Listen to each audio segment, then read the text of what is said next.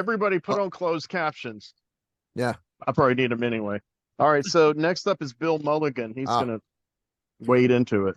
So okay. So Hammer Films, my favorite film studio. They're famous for their horror, but they really started out doing science fiction. X the Unknown, The Creeping Terror, the Quatermass series.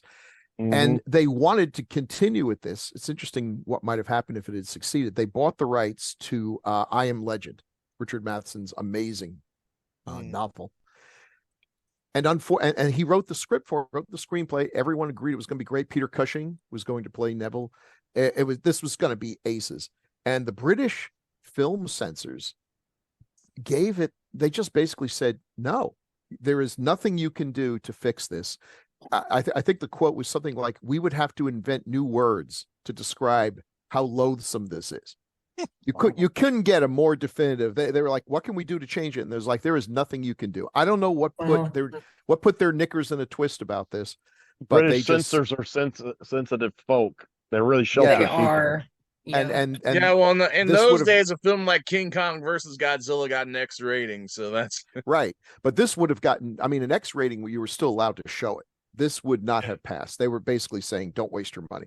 So they sold it to the Italians, and Robert L. Lippert bought it and told Matheson, it's okay. Fritz Lang is going to direct this. And Matheson was like, yes, okay, Fritz Lang. Oh my God. Well, that's what we call in the movie business a bald-faced lie. Fritz Lang, I don't think ever came within a million miles of directing this. They got, I don't know, a couple of other guys, none of which I've ever heard of. One was an American who did Westerns, and one was an Italian guy who did this and almost nothing else. So I'm guessing the American actually directed it, and they just gave the Italian guy credit because sometimes they had to do that for these made in. I think the Italian did do a lot of it, from what did he? Well, more than the American guy. I think they stuck the American guy on there, giving him more credit. So yeah, I just wondered an American audience. Yeah, I just wonder because this guy just did not go on to do anything, and it's not a terribly directed movie. So I kind of wonder. Romero copied so many shots from it. Yeah, and they're the kind of shots that are in Italian horror, not American horror. I mean, Romero also copied a lot of Wells shots for Night of the Living Dead too. Yeah, but yeah, I think it's some kind of collaboration. I would like to find out exactly the percentage. They got Vincent Price to play the main role, and it's a very understated performance from Price. It's a good performance. The movie has a lot to recommend it. But boy, if you've ever read the novel, if you've ever read it, it is just so good. It's so good, and you just keep thinking they've got to make this into a great movie one day. And I think Hammer's attempt was the closest we ever got to it. The Will Smith version, I'm sure we talk about that. I mean, the Will Smith version to me is the real tragedy because they had it and then they just threw it away. And you can even tell the minute they throw it away. You can just see it's like, oh, you were doing so well up till now. And then it just goes screaming into an ending that is so terrible that apparently they're going to come up with a sequel where I guess the first 5 minutes of the movie are going to be like, remember that ending? Yeah, it never happened. Blah, blah, blah, blah, blah. And look at the pen, click. Yes, retcon. So yeah, that's when you failed. But this is a cool movie. So I mean, if you haven't seen it, he's the last man on Earth that has been taken over by vampires. And during the day he goes out and stakes them, and then at night he holes up in his house, and the vampires come and try to kill him. And this is the little cat and mouse game they have going on. We see flashbacks to how things got this way. There's a wonderful sequence with his wife and daughter. Great scene with his wife, one of the actual scary moments in cinema. I don't get creeped out too much, but the scene where she, spoiler alert, comes back really did creep me out. It's been used a whole lot of times since then. And yes, Romero totally, I'm not saying he ripped it off. He admitted it. Why not use it? Yeah, it's good. The hand is coming through the walls. Knights of Anubis, he has claimed it was a quasi adaptation of the novel. Yeah, but it wasn't a rip off. It's just artistic. No, he modified a lot. Inspiration. The one problem I have is actually the vampires are not very vampiric. They're almost more like zombies. And part of the great thing about the novel, again, spoiler alert, but if you haven't read the novel by now, Jesus, no hope for you. The whole thing, I Am Legend, It's so Yeah, brilliant at the exactly. end when he comes to realize that, normalcy is defined by the majority. He's the last man on Earth. The vampires are Earth. They are what our species, whatever of our species continues is with the vampires. He is this monster who shows up during the day to kill their loved ones. They wake up in the morning and there's mom with a stake through her heart because the boogeyman came at night and at day and killed her. And he will, even though in the end he commits suicide, he will live on in their legends. No, he doesn't commit suicide. They throw the spear at him. Oh, in the movie, yeah. In the book, he takes poison. Oh, okay. Which I really preferred. Yeah, he was about to go on trial. And, in the movie, the movie kind of botches the ending. Which but I think it kind of gives you the message at the end, not as eloquently as the book. Obviously, you put it out better than that movie did. But just now, but I mean, I got the feeling that he finally got it, but all too late. But and not necessarily in the book, but in The Last Man on Earth, and they really beat this up for the Omega. There's no ambiguity in the Omega Man, like you're describing that was in the book. He's the good guy, they're the bad guys. But in Last Man on Earth, they are trying to kill him. So I mean, they are hunting humans, so for blood. So fair enough. It's not like they're wonderful people who are having a fun they're time. Not. Well, you see, in the book, there were like several classes of vampires. There were the vampires, and there were the ones that were kind of getting back to normal. I mean, they must have, like, obviously there's no more humans left to kill, so they must have come up with some synthetic blood, or there's some way to keep this going. But there was a lot of and there was even a scene in the book, not shown in any of the movies that I know, where he is staking these vampires, and he stakes one that just basically explodes into dust. And he realizes this was one of the originals. This was one of the ones that started this whole mess. That's a very popular thing now with movies. Yeah. And it's Buffy, and it's such a great book. It is, and they just can't seem to get it right, and I don't know why. It's so cinematic. Yeah, I do want to chime in. Easy to write a screenplay.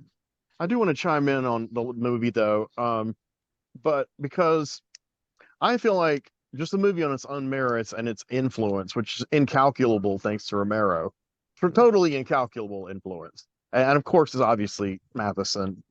He's written numerous influential things, but I feel like that movie gets a short shrift because it's not flashy like the two remakes. A lot of people haven't seen the book, read the book, they don't care.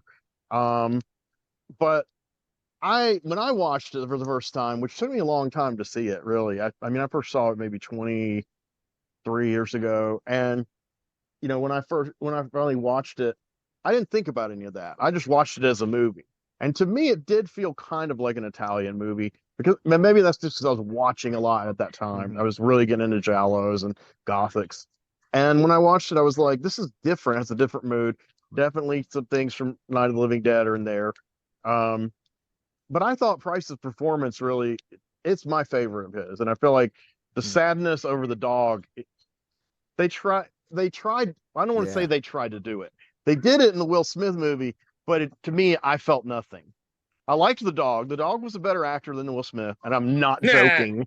I'm not joking. I hate Will Smith's acting. I hate it. I mean, he's done a few passable things, but to me, that was not one of them. Yeah, the dog was good, but there wasn't that. In other words, they make it such a plot point in I Am Legend. The dog runs around, the dog's on the poster. Vincent Price got more emotion and power out of like 5 or 10 minutes tops with that dog than Will Smith did in the whole movie. So, and I gotta say, I love Richard Matheson. I'm not speaking ill of the dead, but about a year before he died, maybe a year or two, a year or two after I Am Legend came out, with Will Smith, he in an interview, he said some things that just completely baffled me, and I've kind of had a weird feeling about him ever since, and maybe I'm just going to write it off as he was senile. But he claimed that, he's always claimed he hated Last Man on Earth, and I get that, and they fucked up his script, but one thing he always said was, Vincent Price was terribly cast. He was like, and this was in that interview. He said, my guy was a Nordic white guy. He was kind of like a muscular guy. He wasn't like a scientist. And I was like, okay, I get that. Okay. And then he said, Will Smith, he nailed it. He's way better. And not only that, he's a better actor than Vincent Price ever was. And I just after that I was like, I really honestly I kind of boycotted Matheson for a month or two because I was just like, this is insanity. Why are you Well, saying you've this seen out the loud in box. public? So That is like like you're so you're gonna start with misogynistic. what sounds like it's gonna be a horrifically racist Yeah, comment, and then and you then you flip go the out of your wow. way to Ignored it. comment on this Well, acting. Did not see that coming. Yeah, but then he said the Yeah. black guy was better. He said that Will right. Smith better fit the character. Yeah. So Will Smith looks like an Aryan. I'm not sure what he's Yeah. getting at. That was So- Well, maybe he really was fumbled, emphasizing the awkward statement. muscularity or something. See, he would have liked it if Ridley Scott's version had gone through because it was going to be Arnold Schwarzenegger. Yeah. And, yeah. and I wouldn't have liked that. which to me Yeah. that totally Well, doesn't that work actually- because No. you know I believe Arnold in his prime could take on a planet of vampires. I'm putting my money on Arnold. You know, I think Reasonable. Peter Cushing Yeah. looks like he would have trouble taking on a planet of vampires. So Yeah. let he lasts for 90 So does minutes. Vincent Price. Yeah.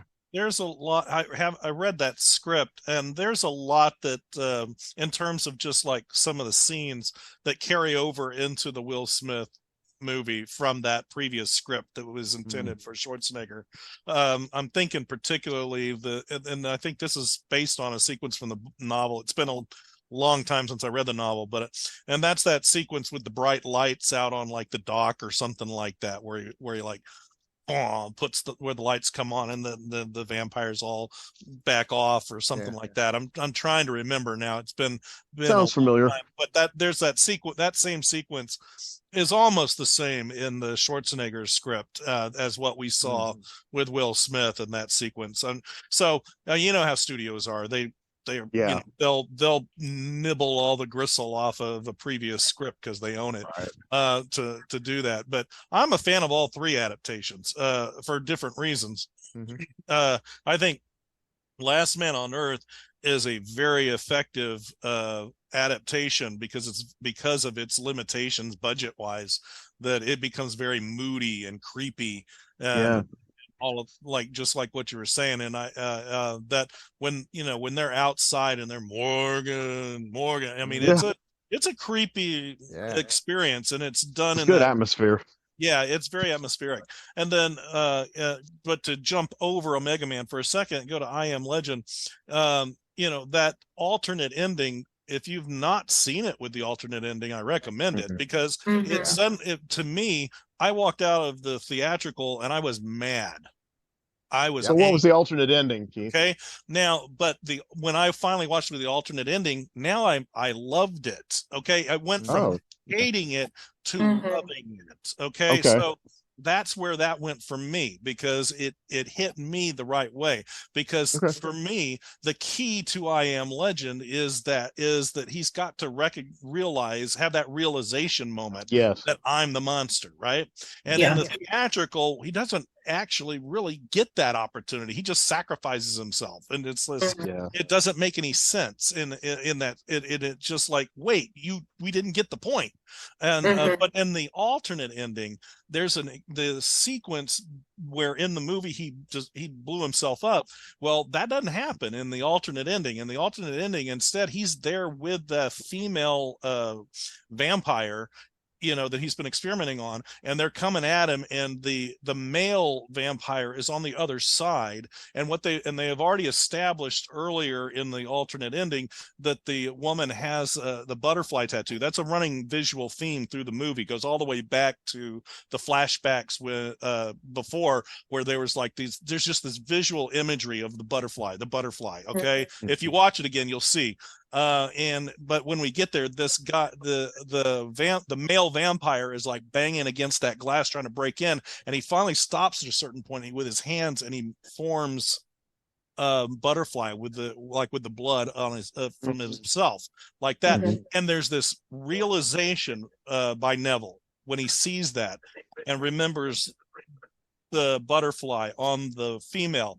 It's the realization that they're not monsters, they're intelligent, that they are mates, and this why they're coming after him is because he stole this guy's mate, and that's what's going on. And when that realization happens, he doesn't blow him up, he wheels her back out and gives them back to him, and backs and they let him go.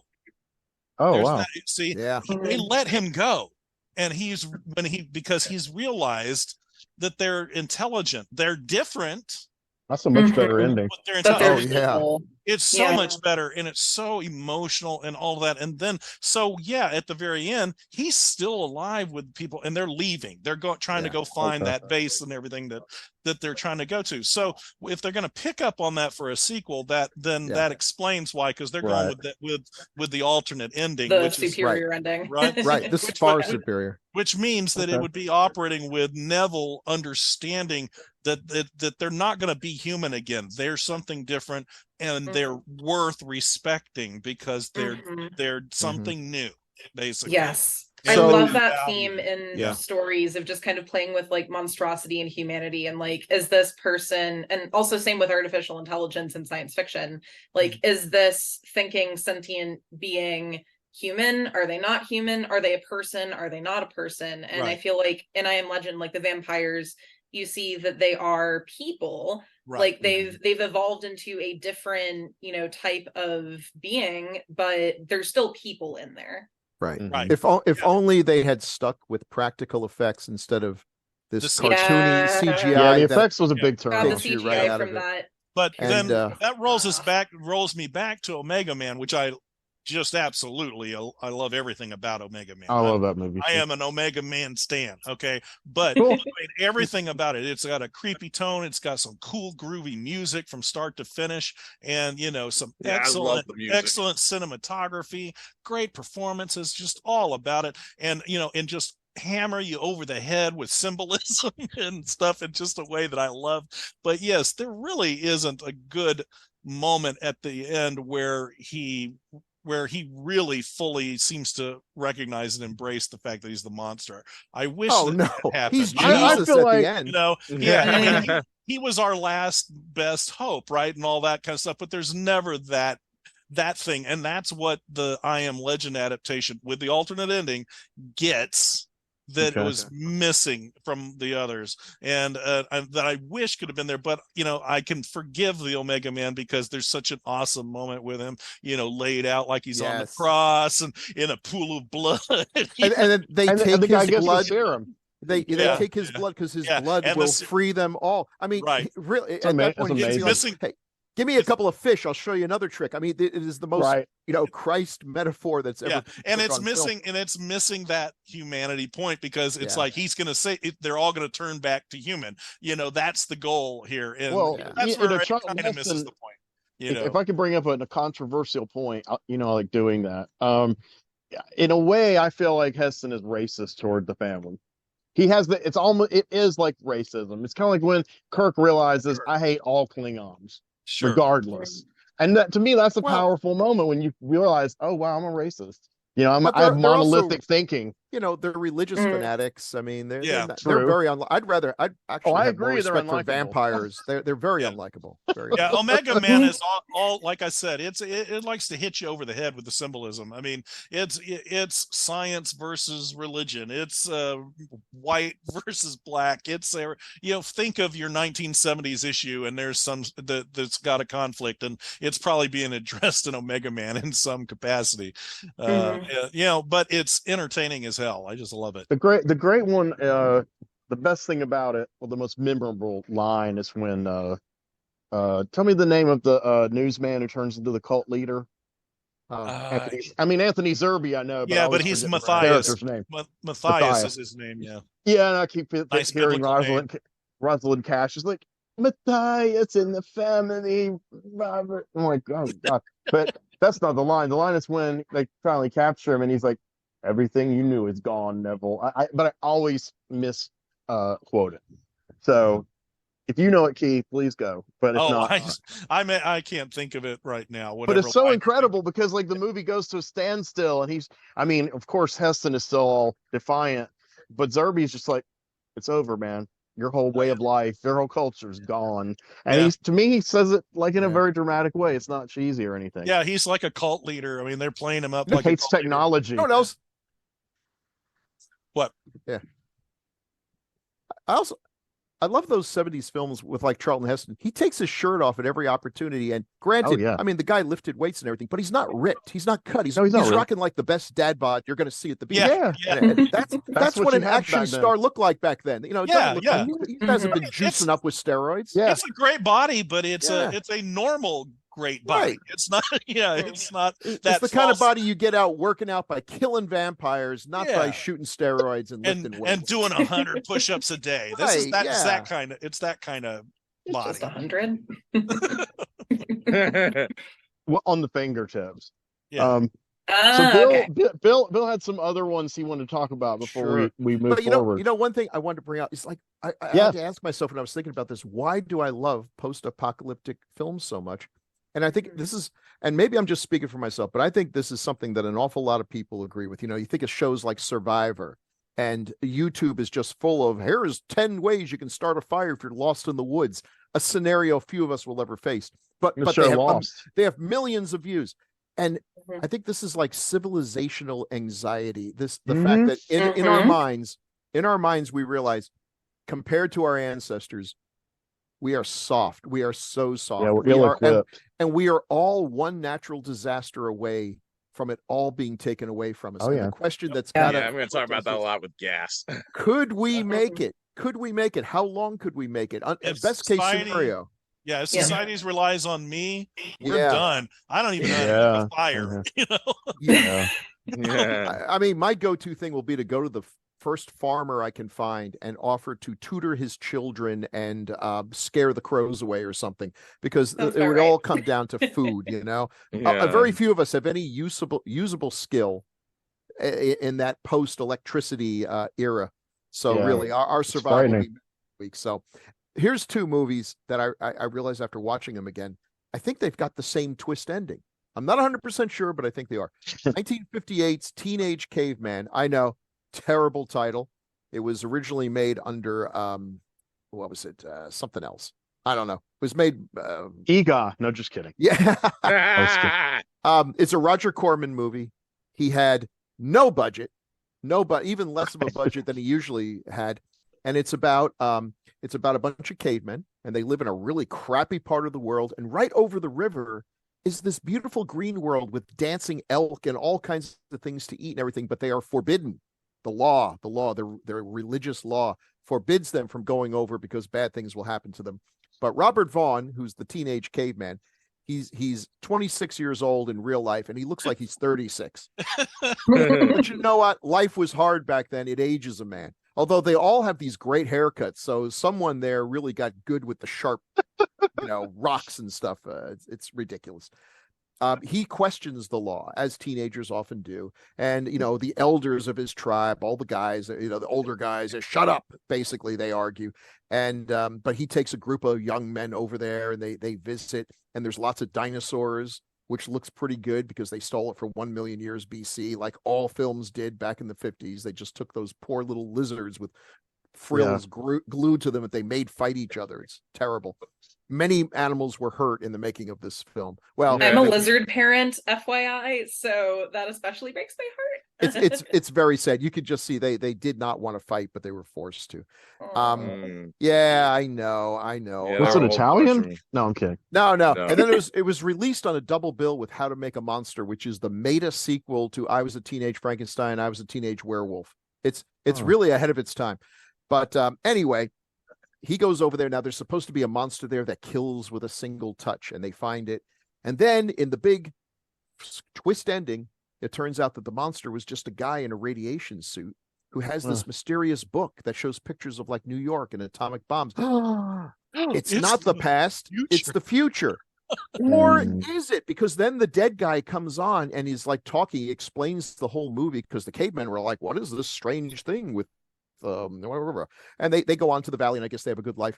But he talks about how they had an atomic war and everything else, and he hopes that men of the future will not fall into this trap. And I'm thinking, wait a minute, I think this actually is a bunch of cavemen from the past. It's just that the past is the future of an even earlier past where we built all these cities and then blew them up. We're just the second ones to go through this. And obviously, in answer to this question, no, we haven't learned a goddamn thing. We're about to do it all over. That's why the cave. No, it has to be the future, because that's why the cavemen are existing with the dinosaurs. Yeah. Well, yeah, I guess. But maybe the dinosaurs came back. The dinosaurs came back. It was the second dinosaurs. Yeah. The suit is the monster is actually pretty cool. And Roger Corman is infamous for squeezing a quarter so tight that both George Washington, the Eagle, scream for mercy. He used this suit again for Night of the Blood Beast. So if you're a fan of that one, terrible movie. But he sees it again. Now, a couple years later, they made, and I gotta say this about Teenage Caveman, it's very earnest. It's not played for laughs. You can laugh at it, especially if you watch the Mystery Science Theater version, but they're really sincere, and it does have some things to say about, people adhering to old ways, not questioning things. I mean, it's in its own way. If it had a budget, it could have been something pretty good. Robert Vaughn hates this movie, believes it's not only his worst movie, but possibly the worst movie ever made. I just have this affection for it, but the one that I love, and boy, here's a great book about Roger Corman. Oh, that's a yes. Oh well, and sometimes he could be a great director, and sometimes he hacked it out. I don't think he really cared one way or the other. The creation of the Humanoids from 1962. And okay, so it's a movie set in the future, wink, where humans have there's been a nuclear war and there's a lot of infertility. The birth rate is down to actually about the birth rate that it is now, so I guess this is gonna come back and bite us in the ass pretty soon. And so they create a lot of these humanoids, which look pretty much like human, except they have kind of bluish skin and cool silver eyes, and they're bald. And so then they're androids. Right. So, well, yeah. Are they? I always confuse this one with Sins of the Flesh. It is very creepy. And then there's a quasi-fascist order called the Order of Flesh and Blood that are trying to get rid of them. And the head of this order finds out his sister is married to one. Awkward. And it goes on and on and on. And boy, this movie is talky. They had no money for action. They had no money for anything, but it looks great. They got a cinematographer who is like an old school cinematographer from Hollywood golden days, and everything looks absolutely fantastic. He really knew how to light people, so it looks way better than it deserves to. And they also hired Jack Pierce, who was the makeup genius who created Frankenstein and Dracula and the Wolfman and all the classic Universal things, and was unceremoniously dumped by Universal because his methods were considered old-fashioned. And this is one of his last hurrahs, and he did a fantastic job. But the ending is what made this Andy Warhol's favorite movie. Because after following all this, we come to realize that actually these two people, the leader of the fascist order and this woman who opposes him in every way, but somehow fall in love because opposites attract. And can these crazy kids make it work? Turns out, whoops, they're androids. They're a new breed of android, which is almost there. And they're like, we're about to do one more operation, which will allow you to actually procreate. You'll be the ultimate android. That's like the ending of Are You Are. Boy. Yes. And then you're like, well, that's an interesting thing. And they break the fourth wall. The scientist who's explaining this to him turns to the camera, looks you in the face, and says, of course, the operation was a success, or you wouldn't be here. And you're like, boom! What? This was in the past? I'd like to submit that this is also, in fact, not to spoil it for people, but the end of Battlestar Galactica, the 2000 yeah. That's right. One. Yeah. Oh, cool. Yeah. So two post-apocalyptic movies that may have actually taken place in the past. May or may not have. Yeah. That's but also a very popular theory online that the Flintstones is the post-apocalyptic future of the Jetsons. Oh, makes sense. Yeah. Does make sense. One continuity. So those are my two. Super low budget. Okay. I mean, boy, they didn't have two nickels to rub together. But I admire crap films whose reach exceeds their grasp, because it's so easy to be lazy. The producers, the people, the show, the folks who own the theaters, they didn't give a rat's ass what you handed to them, as long as there was a good poster, a good title, and a good trailer to get asses in the seats. Whether it was actually good or not, they could not possibly care less. You never would know. It's like that guy in Ed Wood. I don't make personal stories. I make crap. Right. I mean, isn't that kind of still the case? Like we get, things that are very clearly just money grabs, like the Emoji Movie. So, nothing's really changed. That's why when I see something like Big Ass Spider on the Sci-Fi Channel, I stand up and applaud, because it's actually a fun, good movie that didn't have to be. It could be like all the other Crocagator versus Piranaconda. Yeah. Yeah, so, there is something different about the crapped out movies like what you just mentioned nowadays, where they just crap out the next croc or shark movie or whatever. They just crap these things out versus when something like Creation of the Humanoids or whatever, where there was an attempt to actually make something. They just, like you said, it was out of their grasp. It was like they had a big idea. They just didn't have the ability to make it, Like, it has heart. It might not be the best thing, but you're not like, that was the complete waste of my time. There's a charm to that when you can kind of feel that they're making an effort and they're trying to say something and they're trying to do something good. They literally just don't have the budget or the talent, maybe even to pull it off. And to me, that there's a reason why Ed Wood is still watchable, where so many slightly better filmmakers than him, their stuff is unwatchable, and it's because he had passion. He had a kind of genius. He just didn't have any talent. And you think about that. That's an amazing. There's lots of people who are talented without being geniuses. I think that describes most artists. But to be a genius and not have talent, that's a rare thing. And that's a hard place to be. That's a hard place to be.